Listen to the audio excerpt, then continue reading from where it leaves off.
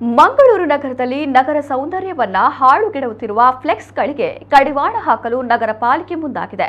ಕೆಲ ದಿನಗಳ ಹಿಂದೆ ಧಾರ್ಮಿಕ ಕಾರ್ಯಕ್ರಮ ಹೊರತಾಗಿ ಇತರ ಫ್ಲೆಕ್ಸ್ಗಳ ತೆರವು ಕಾರ್ಯಾಚರಣೆ ನಡೆಸಲಾಗಿತ್ತು. ಬಳಿಕ ಹೊಸದಾಗಿ ಯಾರೂ ಕೂಡ ಫ್ಲೆಕ್ಸ್ ಅಳವಡಿಸಬಾರದು ಎಂದು ಎಚ್ಚರಿಕೆ ಕೂಡ ನೀಡಲಾಗಿತ್ತು. ಆದರೆ ನಗರ ಪಾಲಿಕೆ ಕಮಿಷನರ್ ಮಾತಿಗೆ ಕವಡೆ ಕಾಸಿನ ಕಿಮ್ಮತ್ತೂ ಇಲ್ಲ ಎಂಬಂತೆ ತೆರವಾದ ಜಾಗದಲ್ಲಿ ಮತ್ತೆ ಅನಧಿಕೃತ ಫ್ಲೆಕ್ಸ್ಗಳು ಎದ್ದು ನಿಂತಿದ್ದವು.